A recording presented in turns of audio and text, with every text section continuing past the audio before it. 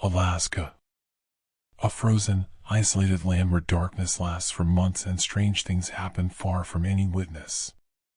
Not everyone survives here, only the strong, only the brave, and sometimes, not even them. Welcome, friends. Like, share, and subscribe. Help me reach 1,000 subscribers. Sit back, get comfortable, and prepare yourself for the terror of 5 real horror stories from Alaska.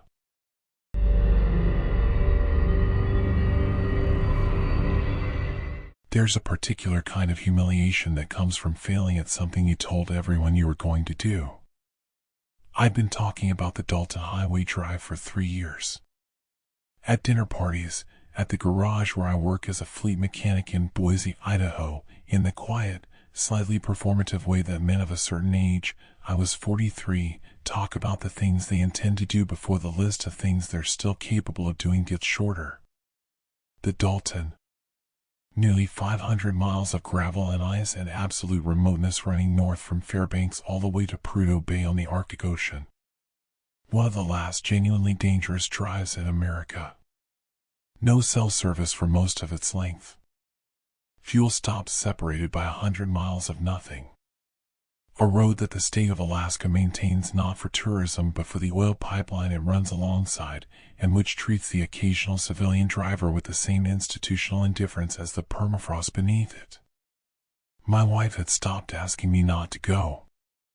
That was how I knew she'd accepted it. She moved from active objection to quiet resignation, which in 16 years of marriage I'd learned to recognize as her final position on things she'd already fought and lost. She helped me pack the truck. She stood in the driveway in November with her arms crossed and her breath fogging, and she said, "Come home, Danny," with a flatness that contained multitudes, and I said I would, and I drove north. I made Fairbanks in 2 days. Stayed one night at a motel off Airport Way, ate a burger the size of my head at a diner where the waitress told me without being asked that she'd seen 4 out-of-state trucks come back from the Dalton with damage that year, and 2 that hadn't come back at all. She said it the way people who live with something dangerous say it, not to frighten, just to inform, the way a neighbor tells you there's a pothole on the street that'll take your alignment if you're not watching for it. I tipped her well and went back to the motel and lay in the dark and did not sleep well. I started north on the Dalton at 6 a.m. on Wednesday. Crossed the Yukon River Bridge at Stevens Village before 8, stopped for fuel at the Yukon River Camp, watched a convoy of 18-wheelers move south in the gray morning light like a migration of prehistoric animals. The truckers on the Dalton are their own civilization. They own the road in a way that isn't aggressive but is absolute. The way anything owns a territory, it was their first. I pulled off 4 times in the first 100 miles to let them pass, and each time I sat in the gravel with the engine idling and watched the road ahead empty back out into something that the word road barely covers. It's more like a decision. A line drawn through wilderness that nature has been patiently trying to erase since the day it was created. By early afternoon I was north of Coldfoot, a stop that uses the word town the way a single lit window uses the word civilization, and the temperature had dropped to -38 Fahrenheit. I know that number precisely because I checked the thermometer on my dash 3 times, the way you triple check a measurement that seems like it must be an error. -38. The kind of cold that isn't a weather condition so much as a physics problem. It changes the behavior of materials, including the materials that your survival depends on. Rubber seals fail. Fuel thickens. Metal becomes brittle in ways that tolerances don't account for. I knew all of this the way I know most things about machines, in the abstract, in the theoretical, in the comfortable distance between knowledge and experience. I was 70 miles north of Coldfoot when the engine died. No drama. No sputtering, no warning light, no mechanical protest. Just a quiet cessation, the way a voice stops in the middle of a sentence, and the power steering going heavy under my hands, and the truck coasting to a stop on the right shoulder of a road that had no right shoulder in any meaningful sense, just a slightly flatter section of gravel before the drainage ditch, and then the boreal forest pressing in close on both sides. Black spruce and white spruce, and the indifferent architecture of a wilderness that preceded human presence by millennia and fully intended to outlast it. I sat in the truck for what I now understand was approximately 3 minutes, but felt, in the way that genuine fear distorts time, like significantly longer. The engine was dead. The heater was dead with it. The temperature outside was minus 38 degrees Fahrenheit, and I was 70 miles from the nearest human structure in either direction, on a road that sees fewer than 30 vehicles a day in summer and far fewer in November, with a dead truck and a cell phone that showed, as expected, the flat gray of no signal. Here's where I need to tell you something about isolation that I didn't understand until that moment, sitting in a rapidly cooling truck cab with the silence of the subarctic pressing against the glass. I'd had a version of loneliness before: divorce loneliness, holiday loneliness, the ambient loneliness of a life that hadn't gone where you pointed it. But this was a different species of the same animal. This was the loneliness of genuine physical inconsequence. The understanding, arriving not as a thought but as a bodily sensation, that the world I come from, the garage in Boise, my wife in the driveway, the diner in Fairbanks, had no relevance here. That here, the only relevant fact was the cold, and the cold was already beginning its work on the cab with the patient, systematic thoroughness of a process that had been doing this to things for longer than our species has had words for it. I got into my sleeping bag in the back seat. I activated my emergency beacon, a PLB I'd rented from an outfitter in Fairbanks specifically for this trip, and watched its light blink green, confirming transmission, and then I waited and tried not to calculate how long it would take for the cab to reach the ambient temperature outside, or what that temperature would do to the materials of my body. The lights appeared in my side mirror at 11:47 p.m. I know the time because I've been watching my phone screen compulsively, not for signal, not for anything practical, just for the glow of it, for the evidence of the continuing existence of a world that made screens. 11:47. The lights came from the south, and they were the most beautiful thing I have ever seen, bar nothing, bar my son being born, bar my wedding day, bar every sunset and every mountain vista and every moment of grace I can remember from 43 years of living. 2 headlights in my side mirror, growing. A truck. An 18-wheeler, and I was already out of my sleeping bag and pushing the door open into the freezing black air before it had fully stopped. The driver pulled alongside me and the passenger window came down and I stood on the running board, and the cab was warm in the aggressive, almost painful way that warmth becomes when you've been without it, and I told him what happened and he said nothing. He just pointed to the passenger seat. I've thought about that moment a lot. He didn't say get in. He didn't say all right or sure or you're lucky I came along or any of the things a person says when another person is in distress and they've chosen to help. He just pointed. And I, because I was cold and frightened and in no position to be particular about social cues, got in. He was a large man. Not tall exactly, he was seated and I couldn't judge, but broad through the shoulders and chest in the way of someone whose body has been built by decades of physical work rather than any deliberate effort. He wore a canvas work jacket, heavy duty, the kind without a brand on it. Insulated work gloves, the dark gray kind. A beanie pulled down so that the edge of it met his eyebrows. He didn't look at me when I got in. His eyes were on the road ahead. On the nothing, because the road north of where I'd broken down was empty and dark and went on like a statement about forever. He didn't speak for 40 minutes. I tried twice. Told him my name. Thanked him. Asked where he was heading. The silence he returned wasn't hostile. It wasn't the silence of someone choosing not to answer. It had a different texture than that. It was the silence of someone for whom conversation was simply not the current relevant activity. Like asking a surgeon a question mid-incision. I sat with my hands on my knees and watched the Dalton unroll in the headlights and felt the warmth from the cab heater working its way back into my fingers, my feet, the cold places along my jaw, and I told myself there were all kinds of people in the world and some of them didn't talk much and this man had just saved my life and maybe that was enough. He dropped me in Coldfoot at 4 a.m. He didn't pull up to the lodge. He stopped at the edge of the gravel lot where the road meets the parking area, in the shadows at the edge of the property's lights, and pointed again. The way he had pointed at the passenger seat. The same gesture, economical and absolute. I got out. Said thank you again. He said nothing. The truck pulled away south and I stood in the lot with my duffel and watched its lights diminish and disappear. The woman at the Coldfoot Camp Lodge desk looked at me the way people look at things that shouldn't be standing. She gave me a room. She gave me coffee. She asked if I was the one with the PLB activation south of here, and I said yes, and she said the rescue team was already en route to my truck, and I should sleep. I almost did. I say almost because of what she said when I mentioned the trucker. I described the rig, can't remember the details now, which is itself strange for a mechanic who notices those things involuntarily, and she nodded slowly and said something to the effect that the truckers on the Dalton were good people, mostly, and that I was lucky one came through at that hour. At that hour, she said. I asked what she meant by that. She said the northbound runs from Fairbanks typically came through Coldfoot by 8 or 9 p.m. at the latest. Anything north of Coldfoot after midnight was almost always a southbound run headed back to Fairbanks from Prudhoe Bay.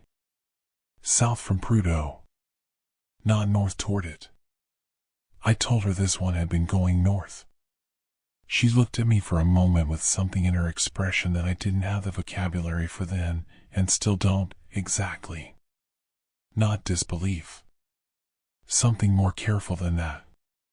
She said there was no scheduled northbound after 6 p.m. on Wednesdays. Company policy, the ice road conditions north of Adigan Pass were rated unsafe for night runs until further notice. She said the oil companies were strict about it. She said it twice.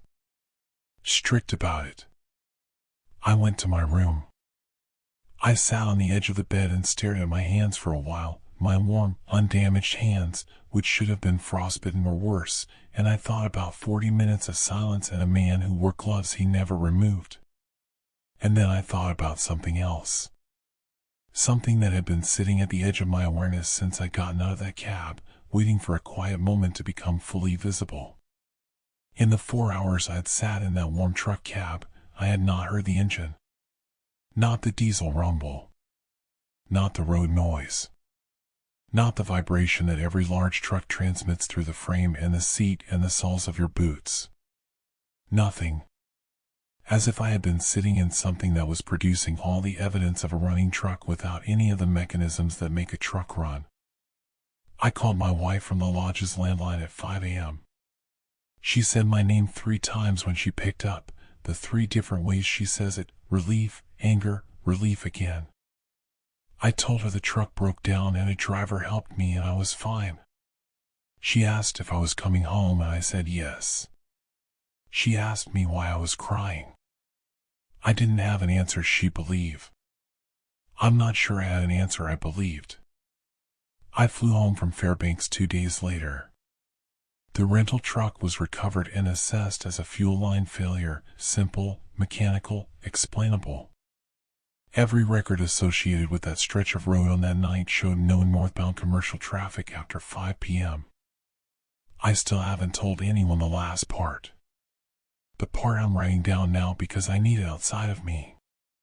When I got into the cab of that truck at 11:47 p.m. and sat down and the warmth hit me, I looked at the back of the cab the way you automatically check the space in any vehicle you get into. A habit, not a concern. Just where your eyes go. There was a load strapped down in the cargo area behind the seats. Wrapped in black plastic sheeting. The kind sold by the roll at construction suppliers. The kind rated for outdoor use, for moisture resistance, for things you need to protect from the elements over a long period of time. The wrapping was secured with the same gray tape they use at accident scenes. I know that tape. I've seen it enough times on the highway to recognize it without thinking. The shape underneath was approximately 6 feet long. Approximately the width of a person.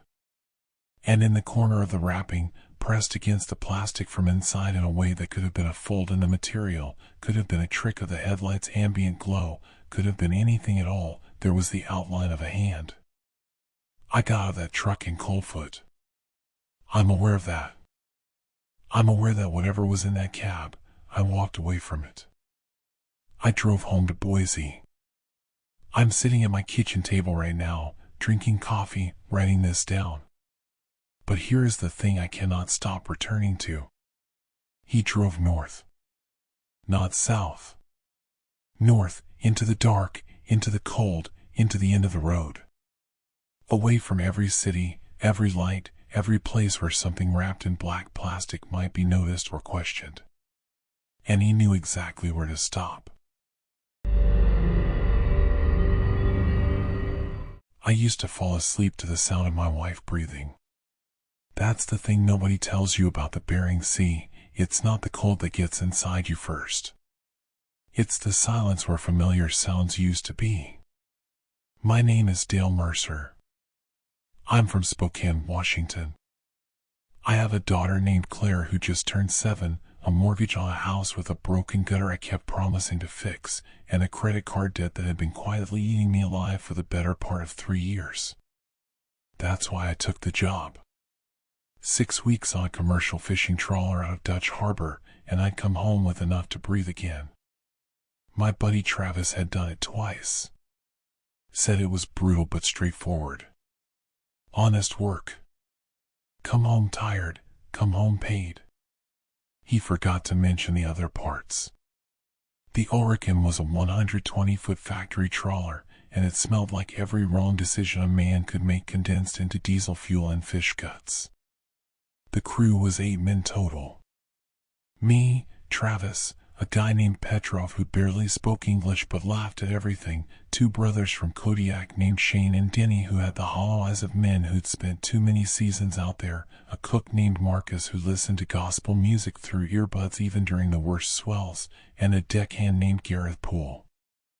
I want to be precise about Gareth, because precision matters when you're trying to explain something that has no business making sense. He was 34.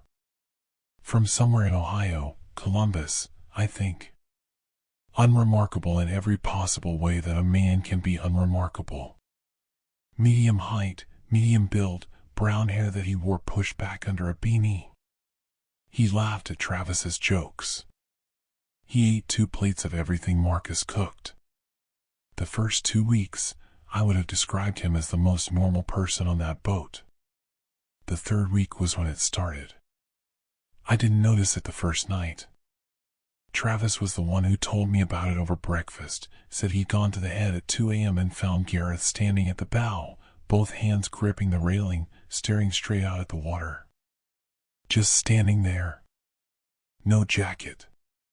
In 23-degree weather. Travis said he called his name 3 times and got nothing. Not a flinch, not a turn of the head. Nothing. He'd gone and grabbed Shane, and by the time they came back, Gareth was back in his bunk, apparently asleep, his boots still wet. The second night I saw it myself. I don't sleep well on boats. Never have.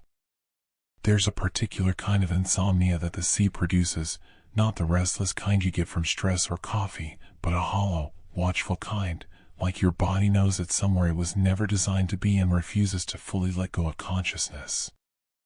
I was lying in my bunk sometime past midnight when I heard the door at the end of the corridor open. Slow. Deliberate. The kind of slow that doesn't make a sound if you're not already awake and listening for it. I got up. The deck was flooded with the particular blue-black darkness of the Bering Sea at night, the kind of darkness that has weight to it. And there was Gareth, standing at the bow exactly the way Travis had described. His hands on the railing. His face pointed at the water. But what Travis hadn't mentioned, what I don't think Travis had been close enough to see, was that his lips were moving. I stood there for a long time. Maybe 5 minutes. Maybe longer. My bare feet on the deck, the metal so cold it felt like burning, watching this man have a conversation with the ocean.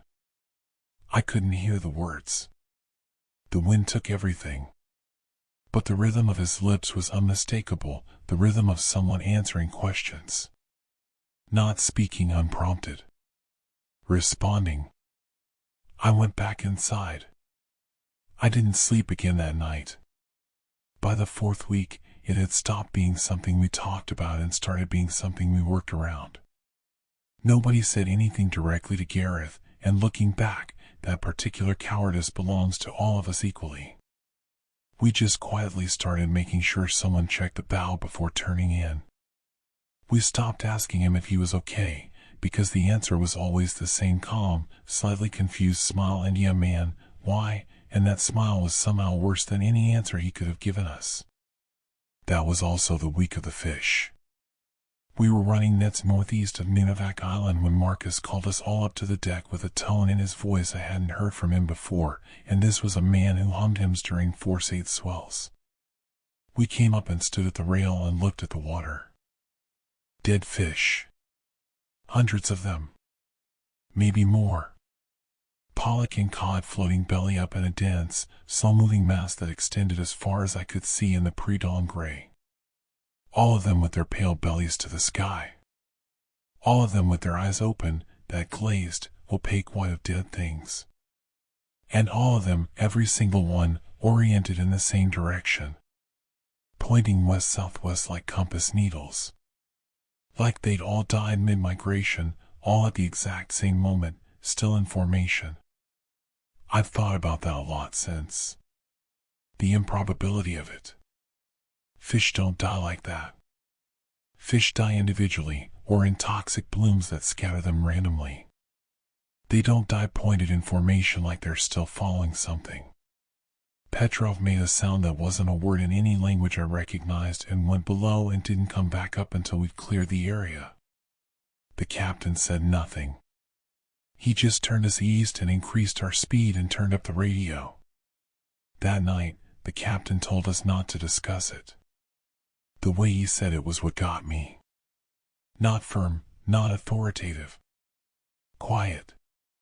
The way a person speaks when they're also telling themselves. The 5th week was the worst in ways I'm still not completely able to describe, because some of what happened in the 5th week I only understood later, looking back from a distance that still doesn't feel safe enough. Gareth stopped eating. Not dramatically, he didn't push his plate away or make a statement. He just started leaving more and more food untouched. Taking the plate from Marcus, sitting down, moving the food around, then scraping it into the trash with the particular practiced motion of a man who didn't want to be asked about it. His face started to look different. Not thinner, exactly. Emptier, maybe. Like the lights in a house when somebody's turned them off room by room and you can only tell from the outside. He started sleeping during the day. And at night, he stood at the bow for longer. 3 hours. 4 hours. Travis clocked it once, 4 hours and 17 minutes in weather that would have put any of us in hypothermic shock. We should have called Dutch Harbor. I know that now.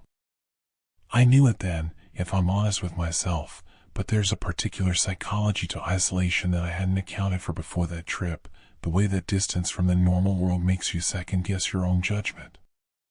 Makes you think, maybe I'm overreacting. Maybe this is just a thing some people do. Maybe the ocean does something to some men that it doesn't do to others, and that's just the way it is out here, and who am I to say? That's the thought that's haunted me more than anything else. Not what happened. The fact that I talked myself out of acting before it did. The last night of the 5th week, I woke up at 3 a.m. and lay in the dark of my bunk and listened. The boat was quiet. The water was calm in a way that Bering Sea almost never is, a thick, pressurized calm, like the pause between a question and an answer. I lay there for maybe 20 minutes, and then I got up. Gareth's bunk was empty. I don't know why I didn't wake anyone. I don't know why I went to the deck by myself, in the dark, knowing what I was going to find and not wanting witnesses. I've asked myself that question 100 times since, and I don't have an answer that satisfies me. I just went alone. The bow was empty. The railing where he always stood was empty. The deck was empty. The sea in every direction was flat and black and enormous and completely, horrifyingly empty. I stood there for a full minute before my eyes went to the deck, the way you do when you're looking for something you don't want to find. There was one footprint. Wet. His boot size. Right at the base of the railing. One footprint, pressed into the non-slip coating of the deck with enough weight to still be dark and glistening. Facing the water. Just one. We searched the boat for 4 hours. All 8 of us, 7 of us. I keep doing that, every compartment, every crawl space, every corner. The captain called the Coast Guard out of Juneau. A rescue helicopter came out at dawn and made passes over a 2-mile radius. Nothing. No body. No debris. The sea was still that same horrifying flat calm, like a hell breath. I flew back through Anchorage feeling like a man who'd left part of himself somewhere he couldn't point to on a map. I sat in the terminal for 3 hours waiting for my connection, and I watched families and businessmen and people on their phones moving through that ordinary fluorescent world, and I thought, none of you will ever understand that some places are not indifferent to you. Some places notice you. And some of them, if you're unlucky enough, or maybe just present enough, decide they'd like to keep a piece of what you are. The Coast Guard ruled it an accidental man overboard. That's the official version. That's the version Gareth's family in Columbus has to live with. I fixed the gutter when I got home. Paid off the credit card. Kissed my daughter and held her long enough that she squirmed away from me laughing. That night I lay next to my wife and listened to her breathe and told myself it was over. But 2 weeks ago, I started waking at 3 a.m. I don't know why that specific time. I just open my eyes and the bedroom is dark and the house is quiet and there is a pull, not a sound, not a dream, nothing I can name, just a pull that starts in the chest and points outward. Toward the window. Toward outside. Toward some direction I can't name but that my body seems to know. Last night my wife asked me why I'd been standing at the bedroom window. I told her she must have been dreaming. I said it easily. Naturally. With the slightly confused smile of a man who doesn't know what she's talking about. And the terrible thing, the thing I haven't told anyone, the thing I'm writing down right now because I need to see it outside of my own skull, is that when I said it, I wasn't lying. I genuinely don't remember. Before I took the job, I thought I understood loneliness. I'd been through a divorce. I'd spent a Thanksgiving eating microwave lasagna in a studio apartment in Portland while my ex-wife took our son to her mother's place in Boise. I knew what it felt like to sit in a quiet room and feel the quiet pressing back. I thought that qualified me for something. I thought I'd already been tested by isolation and come out the other side with the calluses to prove it. I was wrong in a way that I am still, 14 months later, trying to find the language for. My name is Nathan Cole. I'm 41 years old. I have a background in atmospheric science and a contractor certification through NOAA, and in February of last year I accepted an 8-month posting at a remote weather monitoring station approximately 300 miles northeast of Fairbanks, accessible only by a small bush plane that made supply runs once every 3 weeks. The nearest thing resembling a city was Fort Yukon, and Fort Yukon has a population of just over 500 people and no movie theater and roads that end where the wilderness decides they end. Beyond Fort Yukon, the land doesn't taper off into something manageable. It just stops pretending. The station itself was a prefabricated structure about the size of a 2-car garage, insulated for temperatures that regularly hit -50, bolted to a concrete pad that had been poured on permafrost sometime in the late 80s. Inside, a cot, a propane stove, a satellite internet terminal that worked about 60% of the time, 3 walls of monitoring equipment, and the radio. The radio was the lifeline. That's not a metaphor, it was the literal, designated emergency lifeline. A Motorola HF transceiver hardwired to an external antenna array on the roof.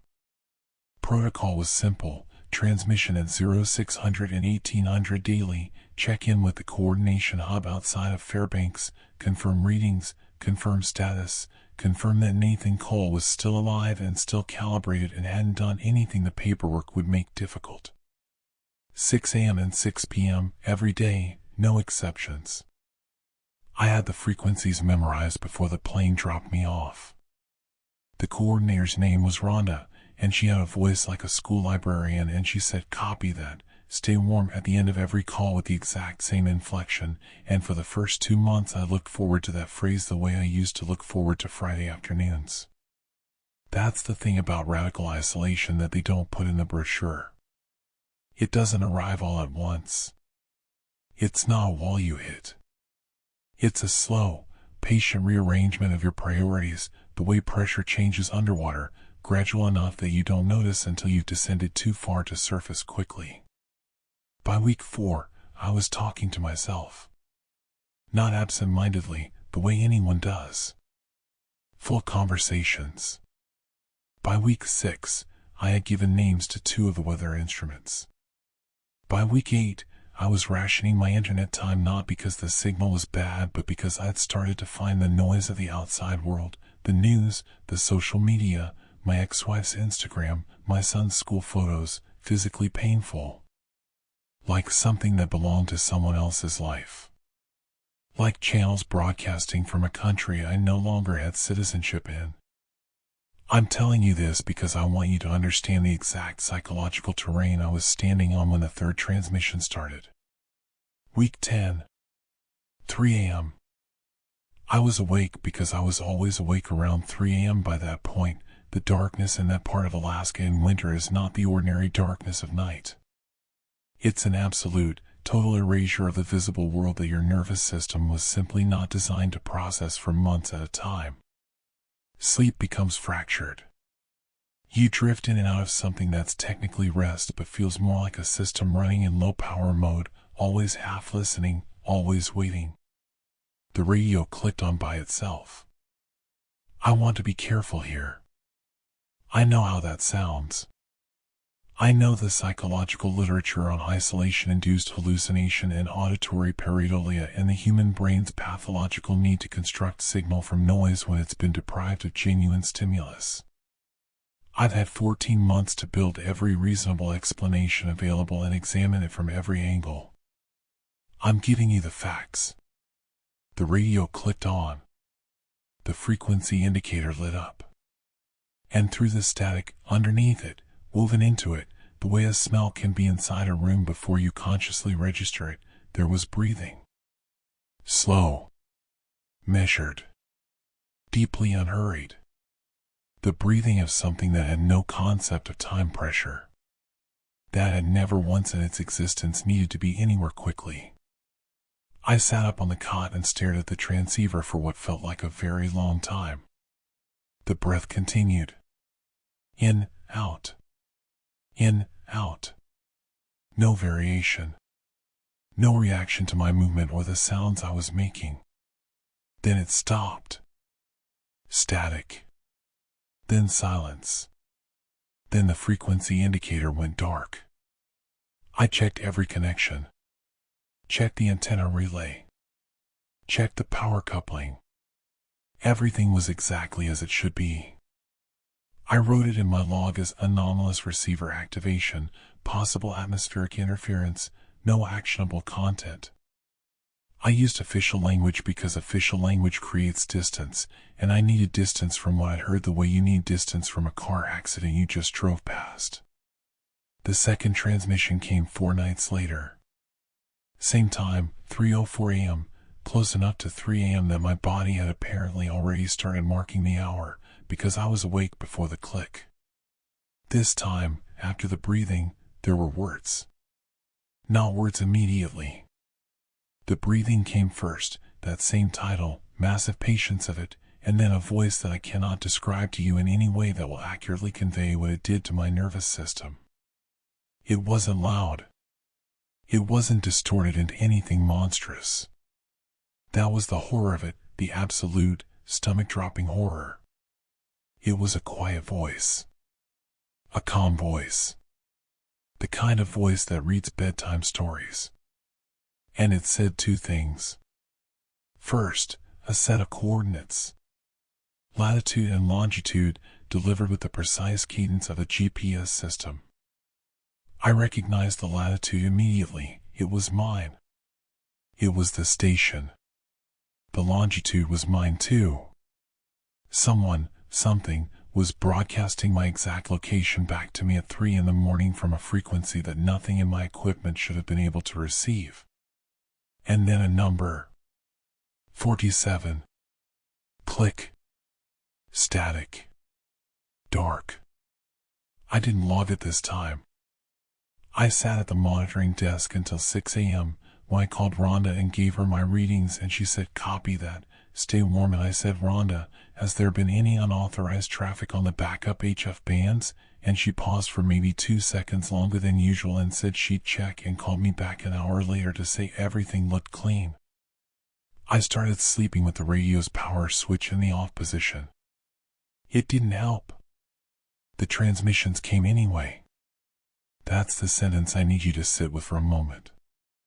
I turned the radio off. I pulled the power connection from the relay board.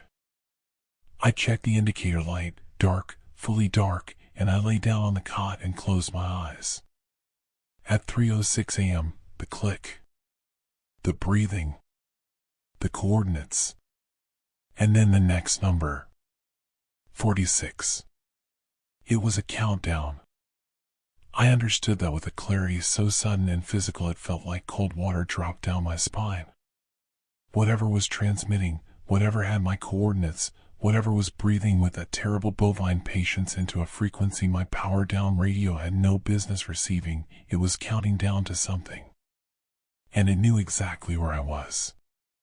It had always known. The next supply plane wasn't due for 11 days. I want to tell you that I called for an emergency extraction. I want to tell you that I did the sensible, rational, textbook correct thing that any reasonable person would have done. But here is the truth about terror, real terror, the kind that isn't adrenaline and action movie instinct, but the slow, grinding, sedimentary terror of not being sure what's real anymore. It doesn't produce clarity. It produces paralysis wrapped in bargaining. I spent 3 days constructing explanations. Equipment malfunction producing phantom signals.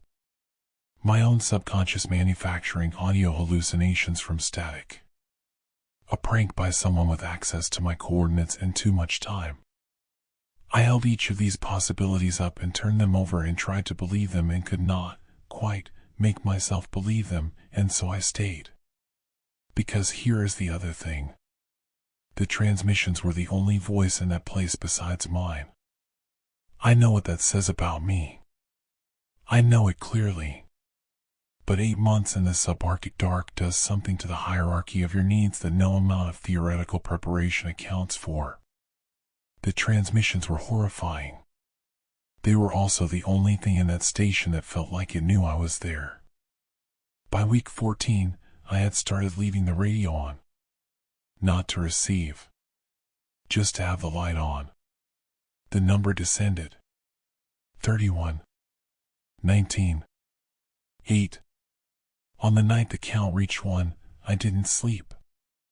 I sat at the monitoring desk with every light in the station burning and a cup of coffee I didn't drink, and I waited. 3 a.m. came.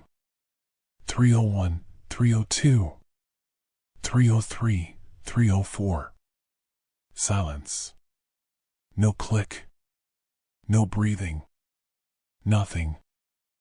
I sat there until 6 a.m. trembling with a relief so profound it was almost grief, called Rhonda, said copy that, stay warm in the same flat voice she always used before she could say it, because I needed to be the one who said it this time. The plane came 4 days later. I packed in under an hour. I didn't look back at the station when we lifted off. I've been home in Portland for 14 months now. My son stays with me every other weekend. I fixed the bedroom door that used to stick.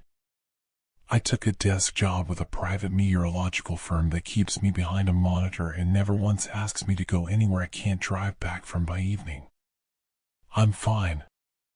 That's not a performance. I'm genuinely, miserably fine, and I've worked very hard to get here. But 2 months ago, I was going through my field logs to send to Noah's archive office, and I found the notebook where I'd recorded the transmissions. I hadn't looked at it since leaving. I sat at my kitchen table in the daytime, in my ordinary city, with traffic noise outside and my neighbor's dog barking at something and my son's sneakers by the front door, and I opened the notebook and read what I'd written. The coordinates were there. My coordinates. The numbers were there, descending in order from 47 to 1. But there was a last entry I didn't remember writing. Dated the night the count hit 0. My handwriting, unmistakably. The pen pressure deep enough that it had embossed the page beneath it. Coordinates again. Not mine this time.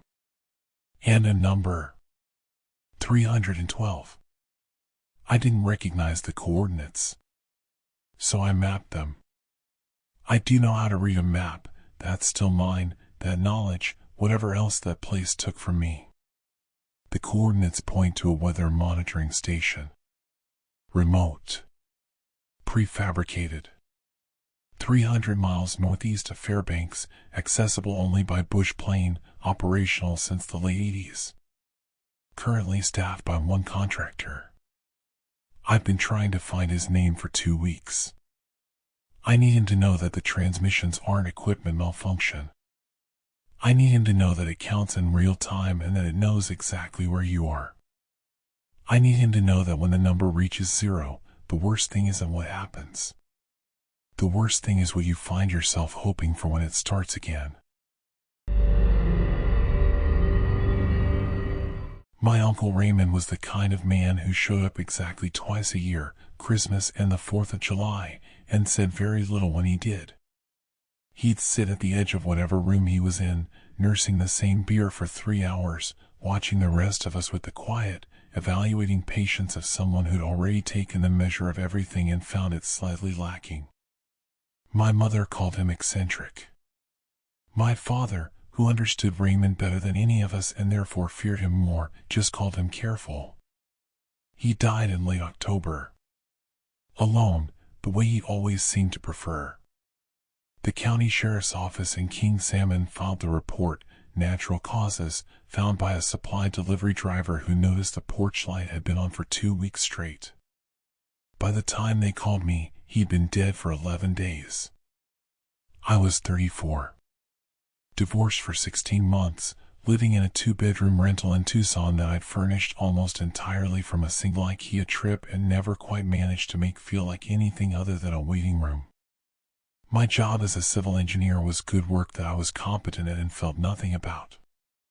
Claire, my ex-wife, had the house and our dog and the life we built together, and I had the IKEA furniture and a gym membership I used compulsively, the way some men drink. When the estate lawyer called to tell me Raymond had left me his hunting cabin on the southwestern shore of Lake Iliamna, I said yes before he finished explaining what it was. Not because I wanted a cabin. Because I needed to be somewhere that wasn't that apartment, and a dead man's property 2,000 miles away in the Alaskan wilderness seemed, at the time, like exactly the kind of problem that would require all of me to solve. I flew into Anchorage in early November, rented a truck, drove southwest through the bruised November light past Soldotna and through the country that starts flattening out toward the coast like the land itself is running out of ideas. Lake Iliamna is the largest lake in Alaska and the largest lake entirely contained within a single U.S. state, and from the gravel road that approaches its western shore, it does not look like water. It looks like a sky that fell and never got up. Gray and flat and enormous in a way that rewires something fundamental in the back of your brain, the part that calculates safe distances from things. Raymond's cabin was 11 minutes down a rutted dirt track from the main road. I found it in the last hour of usable light, which in Alaska in November means the world was already mostly dark at 4 in the afternoon. I sat in the truck with the engine running for a full 5 minutes before going in. Not for any reason I can point to clearly. It just seemed like the kind of place that deserved a moment of consideration before you committed to entering. The first thing I noticed was the smell. Not rot, not death, not the expected smell of a closed space where a man died. Clean. Astringently, almost aggressively clean, pine sol and something underneath it that I couldn't name, something mineral and cold, like the smell of water in a very deep well. He had cleaned before he died. Or he had maintained the cleaning so consistently that even 11 days of vacancy hadn't diluted it. The cabin was approximately 600 square feet. A single main room with a kitchen area, a wood stove, a table, a cot. A back room barely large enough to contain a narrow bed and a wardrobe. Firewood stacked with obsessive precision beside the stove, not just piled but aligned, each piece fitted against the next with the careful attention of someone who had done this particular task 10,000 times and still saw value in doing it correctly. Dishes washed and stacked. Propane tanks labeled in black marker. Every surface clean and ordered and deliberate. Except the walls. I noticed it first in the kitchen area. A smudge near the window frame that resolved, when I brought my flashlight to it, into a number. Pencil. Small but clear. Then another. Then I stepped back and turned the flashlight in a slow arc and understood that the smudge wasn't a smudge at all. Every wall. Every inch of every wall. From baseboard to ceiling, wrapping around the window frames and the door frames and the corners, covering even the small section of wall behind the wood stove. Numbers in pencil. Dense as printed text in some sections, solitary and underlined in others. Coordinates, latitude and longitude, written in groups. Dates, in the format he always used when I was a kid, the one our grandfather taught him, day first then month then year. Times, in military format. The handwriting was Raymond's. I'd seen it on enough birthday cards over the years to be certain of that. But it was also changed in a way I couldn't immediately categorize, more urgent, maybe. Or more controlled in the way that urgency, when sustained long enough, becomes indistinguishable from compulsion. I should have been horrified. I think I knew I should have been horrified. But what I felt first, standing in that small room with my flashlight tracing the numbers across the walls, was something closer to recognition. This was Raymond finally making sense to me. This was what all those quiet hours at the edge of the room had been building toward. Not madness. Documentation. He had been keeping records of something. I spent the first night not sleeping. Lying on the cot in my sleeping bag, still fully dressed, flashlight pointed at the ceiling, listening to the lake. It makes a sound, Lake Iliamna, in November when the surface is beginning to freeze at the edges, a sound like something enormous shifting its weight underground, a deep tectonic groan that arrives not through your ears but through the floor, through the frame of the cot, through your sternum. I lay there and felt the lake talking and thought about Raymond lying in that same spot for 2 years, and I understood something new about loneliness. Not the passive kind I've been living in Tucson, the waiting room loneliness, the loneliness of a life deferred. The active kind. The kind that sharpens you. The second day I started trying to read the walls. It took most of the day just to establish a system. The coordinates were consistent, all variations on the same base location, pointing to a section of the lake approximately 400 meters offshore from the cabin's pier. But they weren't identical. Tiny variations, plotted with a precision that implied Raymond had been measuring something moving. Not stationary. A position that shifted, incrementally, over time. Something that had been approaching. The dates I started cataloging into the notebook I'd brought for inventory purposes. Dates going back nearly 2 years. And then, because Raymond was the most methodical man I'd ever known even in whatever state these walls represented, I started looking for the last date. I found it on the afternoon of the second day, above the door to the back room, written larger than everything else and underlined 3 times.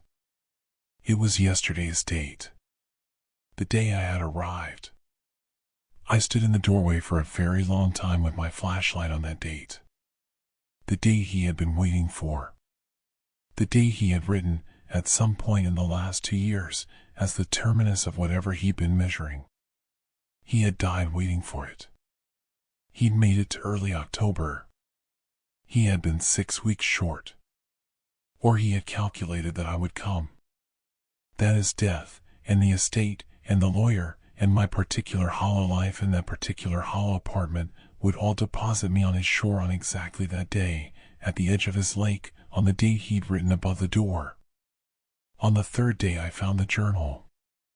It was inside the wardrobe in the back room, tucked behind a folded wool blanket, a composition notebook with its cover worn through to the cardboard. I won't reproduce everything that was in it. Some of it I don't fully understand, and I've decided I prefer to keep it that way. But the relevant parts one can give you accurately. The first entry, dated 23 months before his death, was calm. Clinical, even. He described noticing something in the lake. A disturbance in the water at a consistent location, occurring at irregular intervals, visible from the pier on clear days. He described it the way I have described an anomaly in a survey, with professional curiosity, without alarm. He'd taken coordinates. He was going to monitor it. The entries across the first few months tracked the thing moving. Slowly, incrementally. The pattern he described was not random drift. It was directed. He used the word deliberate in the 6th entry and didn't seem to find it remarkable. By the 8th month, the entries had changed register. Less clinical. More interior. He wrote about the nights, the same deep groaning I heard from the cot, which he said had been absent before the disturbance began. He wrote about the quality of the silence. About the specific way that isolation out here was different from the isolation he'd sought and understood his whole life, which was the solitude of a man choosing to be alone. This was the solitude of a man being watched. The entry that broke me was from 14 months in. 2/3 of the way through the notebook. It was short. Just 3 sentences.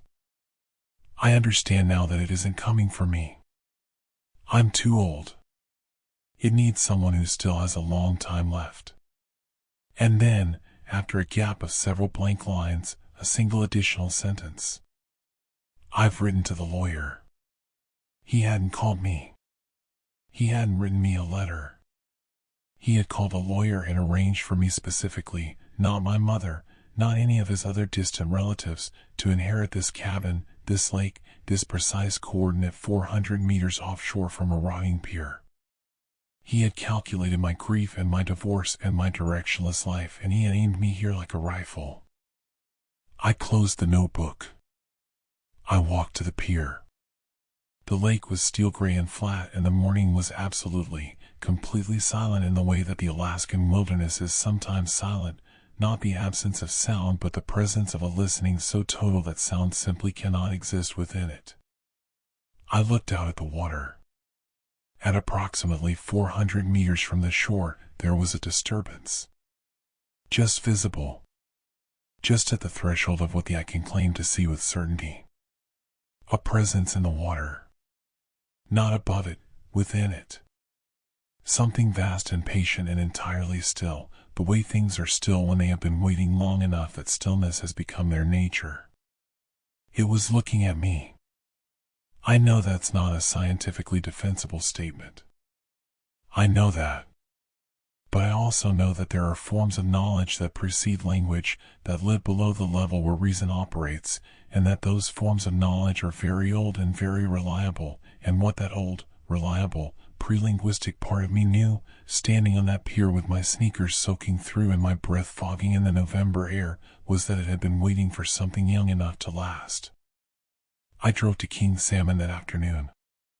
Flew to Anchorage. Flew home. I'm back in Tucson now. The IKEA furniture is the same. The gym is the same. My job is the same.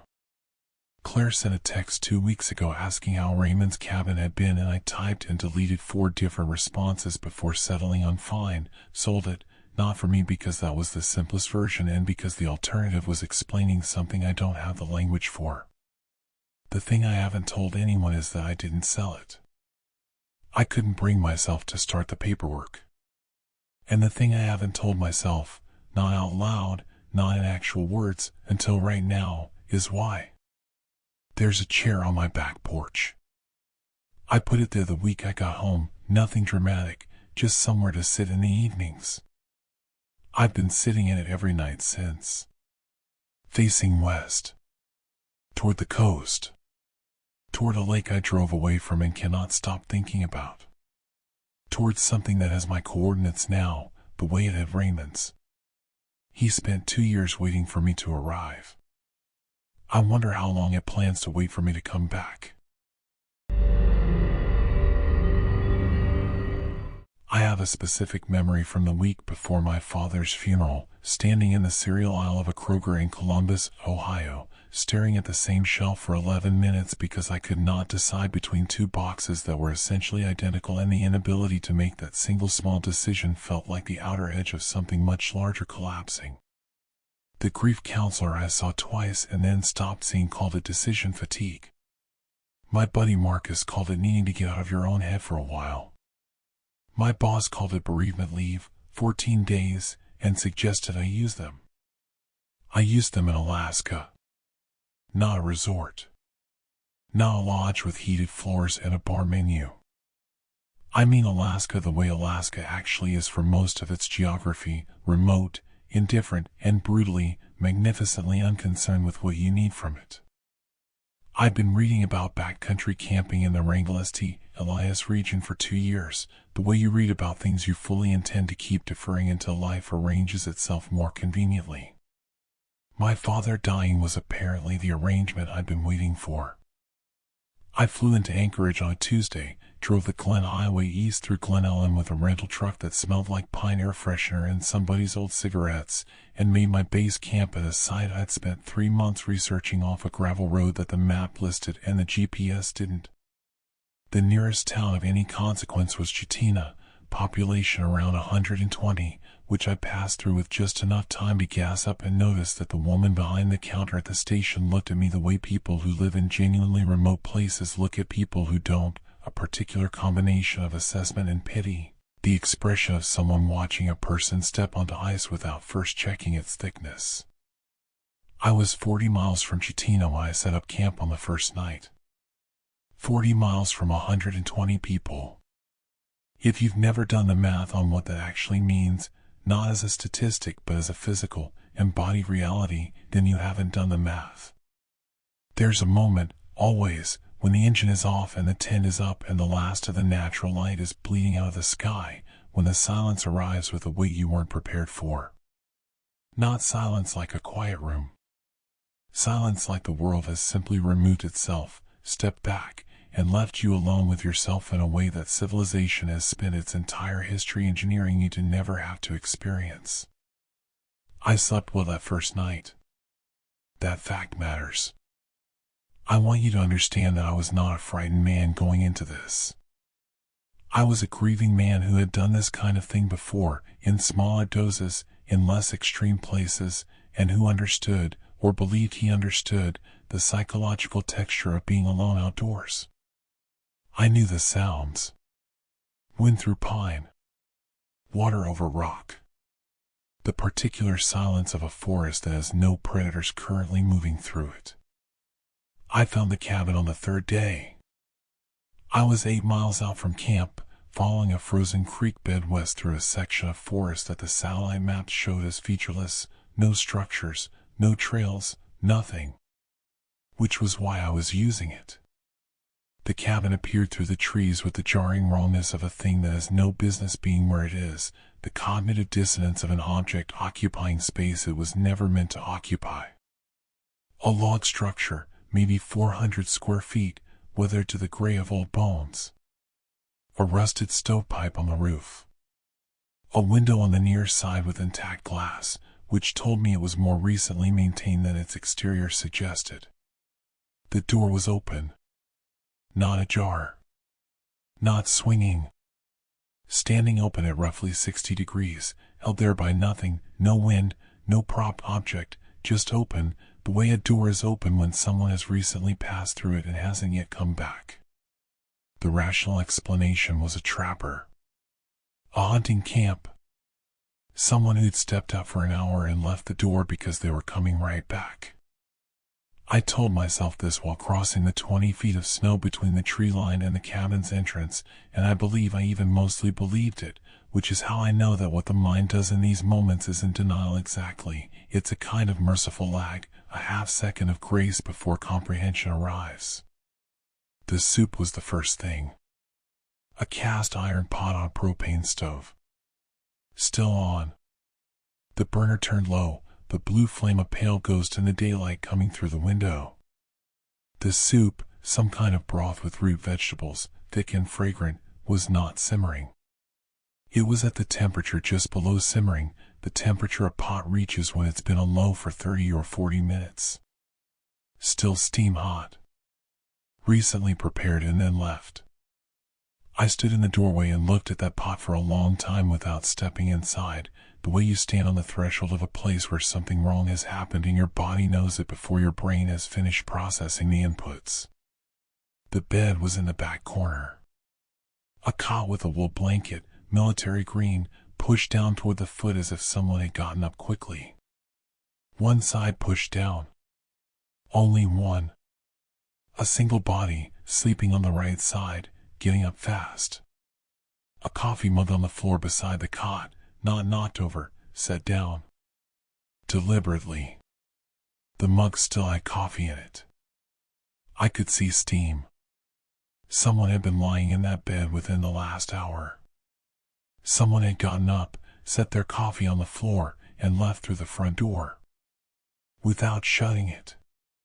Without turning off the stove. Without taking their coat, a heavy Carhartt canvas jacket hung from a nail by the door, the kind of coat you do not voluntarily leave behind when you step outside into 15-degree weather. The floor was the thing that changed the quality of my fear from manageable to something rawer and more animal. Marks in the grime near the back wall. I almost missed them. They were subtle, partially obscured by the dark patina of decades of tracked in mud and snow, and I only saw them because I was moving toward the cot to look at the coffee mug, and the angle of the light from the window hit the floor at the right angle to reveal the drag marks. Long starting from the approximate position of the cot. Moving toward the back wall, and then, not toward the door. Toward the window. The window was latched from the inside. I checked. I checked it twice because the alternative was allowing the image that was forming in my mind to finish forming, and I was not ready for that. Latched. Intact. No sign of it being opened or forced. The drag marks ended at the wall beneath the sill and went no further, which was either a relief or something significantly worse than a relief, depending on which explanation made those marks make sense.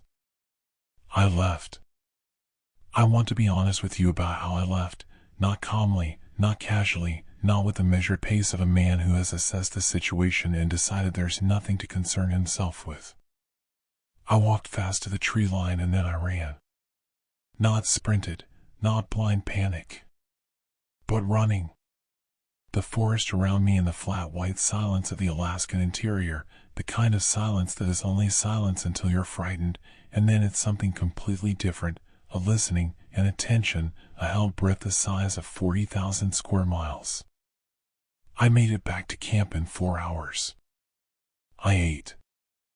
I built a fire larger than I needed and sat closer to it than was comfortable and watched the tree line until the cold made the watching untenable, and then I went into the tent and zipped every zipper and lay in my sleeping bag and my jacket and boots and listened.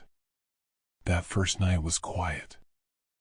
I was grateful for the quiet in the way you're grateful for something you didn't know to ask for until the moment it's granted. On the second night, I heard footsteps in the snow approximately 30 feet from the tent. Not animal footsteps, not the unpatterned, 4-beat weight distribution of something on 4 legs. 2 steps. Then nothing. Then 2 more. The rhythm of something standing still and then deciding to move. Then deciding to stop again.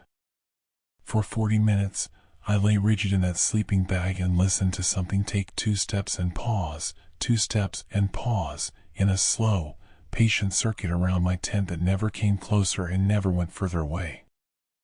I had a .44 Magnum revolver that I'd rented from an outfitter in Anchorage. I held it for those 40 minutes.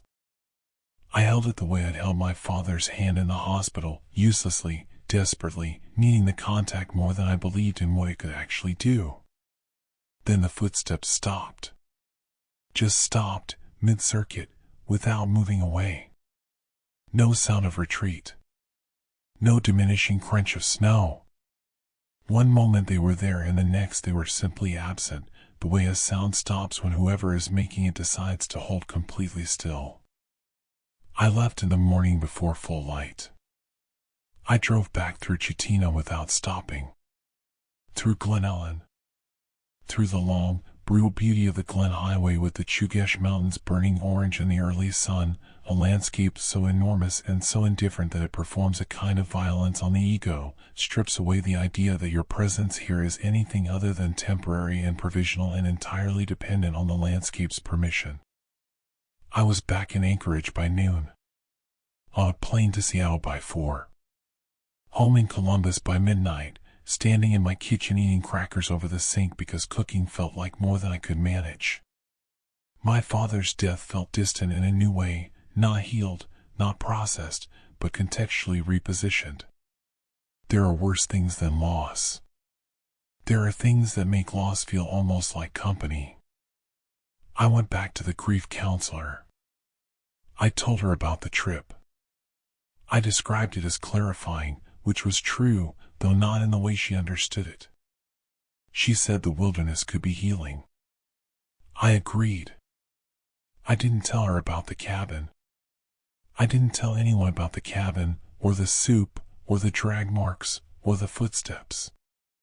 Not because I couldn't find the words, I think you can see that I've found them.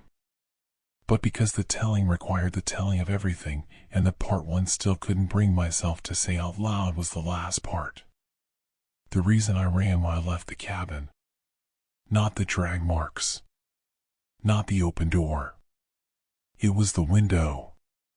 Because when I checked the window, when I leaned close to verify the latch and confirm it was sealed from the inside, I saw my own reflection in the glass. And in my reflection, behind me, standing at the far end of that small dark room, there was a shape in the shadow near the wood stove that had not been there when I walked in. Still. Patient. The height and proportion of a person. I didn't turn around. God help me, I did not turn around. I just held the image in the glass for one long, terrible second, and then I walked to the door and out of it and across the snow to the tree line and into the forest, and I have spent every night since asking myself whether I was hallucinating, stress, grief, isolation, the particular cruelty that wilderness performs on a mind that has been recently broken open. I've almost convinced myself of that. Most days. But the part of my brain that still runs the older software, the part that exists below language and rationality and grief counselors and the comfortable fictions of ordinary life, that part has a different interpretation. It thinks the shape in the window wasn't behind me at all. It thinks the shape was me, reflected accurately, standing exactly as I was. And whatever was in that cabin, whatever had dragged itself toward the window and left its marks on the floor and then stood waiting in the dark with the patience of something that has been there long before the cabin and will be there long after, wasn't visible in the glass at all.